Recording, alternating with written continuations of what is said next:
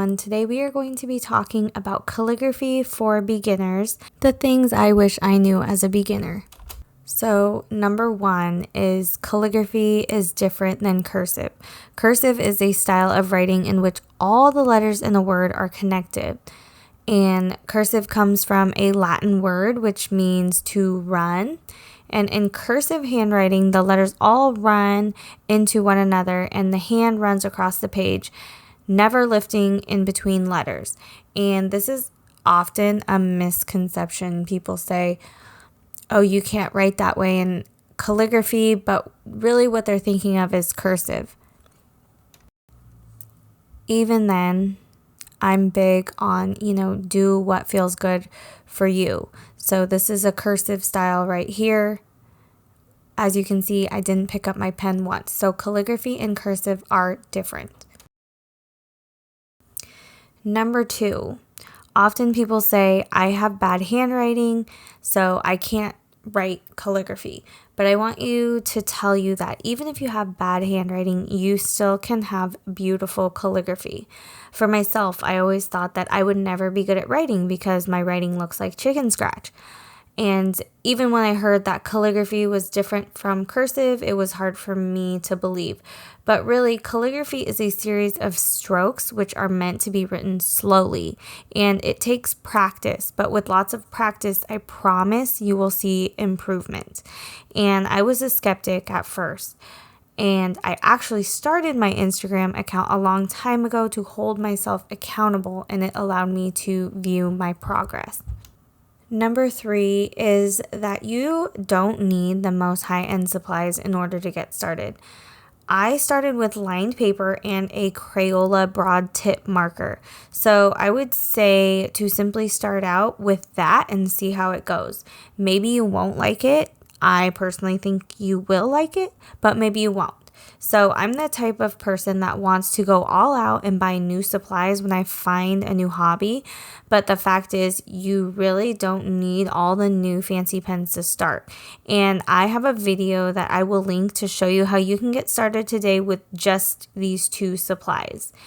And I also do have a free calligraphy basics course, which includes worksheets as well. So I will link that for you too.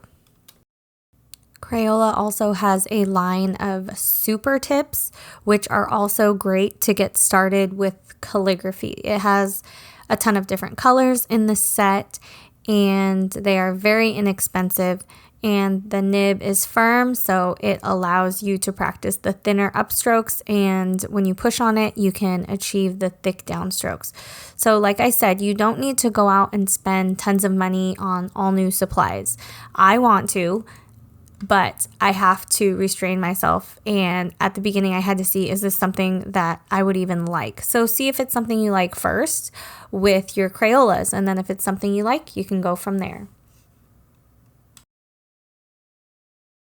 So the next thing that I wish that I knew is that smaller brush pens are best to start out with versus larger brush pens. And I know we talked about starting out with Crayolas, and that is perfectly fine too. But I know that there are some enthusiasts out there who are going to want to run out and buy some brush pens. And I'm telling you, you can start with a small nib brush pen, and they have come a really long way with these, and they come in a variety of colors.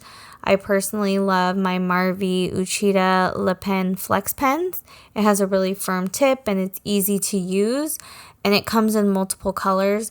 But this pen that I'm using now is actually a Kuretake Fudigo Kochi pen, and it comes in black. And I really, really love it, and I highly suggest just starting out with a small nib black brush pen. That way you don't get distracted with all the colors, and you can really just hone in on the basics and just focus on what you need to be focusing on instead of like blending and all that kind of fun stuff. You can get to that after you really learn the basics. I think personally for myself in the beginning, I focused too much on all the fun things like the different colors and the blending. And I wish I would have just focused on the basics, because I would have learned it a lot quicker and I would have seen improvement a lot quicker had I just practiced that instead. And then the last thing that I wish I had known is that it's okay to make your calligraphy your own and bend the rules a bit. So I myself do not follow all the rules. I write the letters the way that I want, and that's what makes my style unique. And I think that you should do what makes you unique. I used to get told all the time, you can't write your R's like that, or you can't do it like this, and you can't do it like that. And I still get told this to this day. So no matter what, there is no right or wrong way. It's how you feel like you want to do it. And there are guidelines to follow, and some people need and they like to follow strict rules so that it gives them a guide of what they should be doing. But by in no means are those written in stone, and you do not have to follow those rules word for word. So just make sure to keep that in mind, because there might be people who say you can't do it that way. You can't write your S's like that. But you do you, okay? That's what makes you unique, and that's going to make you stand out.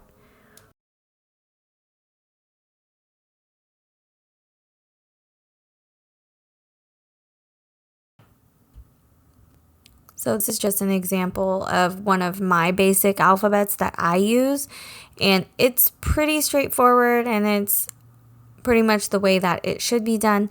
But like I said, I actually change my R's and I change my S's to make it the way that I like. And even from day to day, I'll change it to however I feel like I want to do it. So I think that it's really important to know that I think there's a lot of people who start out as beginners and want to be just like somebody else, just like another calligrapher that you know. But I think it's important to build your own identity, and you can have inspiration and look up to others, but just make sure that you keep it your own, because there's tons of calligraphers out there, but what's going to set you apart is what you do that is different from everybody else. So if you haven't noticed, my main point that I'm trying to get across is to just be yourself and try to find a way to make yourself stand out from others. And that is what's going to make you unique.